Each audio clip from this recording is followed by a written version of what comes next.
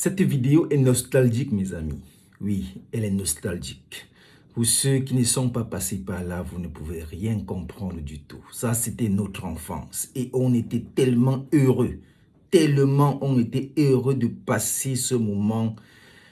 À cet instant, on n'avait ni faim, on n'avait besoin de rien, on n'a aucune envie. Tout ce qui nous traversait la tête, c'était de glisser comme ça. Et une fois le soir rentré à la maison, eh bien, nous voilà, on était assis à attendre le verdict parce que les parents devaient nous passer au tabac. Ah, c'est ça l'enfance en fait. Les gens qui n'ont pas vécu ça ne peuvent pas comprendre la joie qu'un enfant ressent à cet instant-là. C'était la magie vraiment. On avait envie de rien. D'ailleurs que les voyages, on ne savait même pas qu'on pouvait pendant les vacances aller quitter notre village pour une ville chez un oncle, machin. On n'avait même pas d'oncle de temps. On n'avait personne en ville. Donc, pour nous, c'était que les vacances, on s'amuse à fond. Et voilà, c'était notre principal jeu pendant les vacances. Et après, il n'y avait même pas d'électricité. Et le soir est venu, voilà comment on s'éclairait avec cette lampe tempête. De nos jours, il y a encore des coins qui ne sont pas électrifiés et les enfants ont la chance de découvrir la lampe tempête.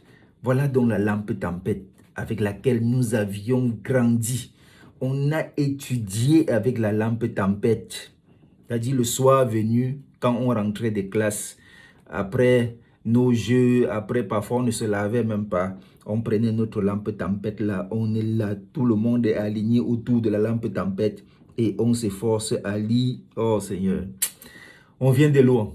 Je comprends pourquoi il y a l'artiste là, il avait dit, il faut respecter les gars qui ont vécu. Il y a beaucoup qui ne connaissent pas la lampe tempête parce qu'ils ne l'ont pas vue. Ils ont grandi quand les conditions étaient déjà tellement améliorées. La lumière, le goudron et autres, ils n'ont pas connu cette glissade-là. Nous appelions ça le chimba.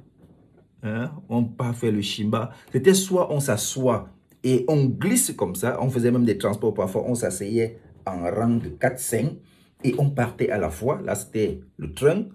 Ou bien, chacun à son tour, ainsi de suite. Parfois, et nos aînés, ils ne s'asseyaient pas.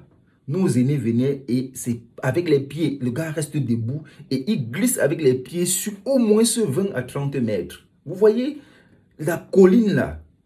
Imaginez un peu du sommet jusqu'au fond. Et le gars glisse comme ça, c'était des experts. Nous qui étions encore tout petits, c'est au fur et à mesure qu'on grandissait, qu'on essayait un peu.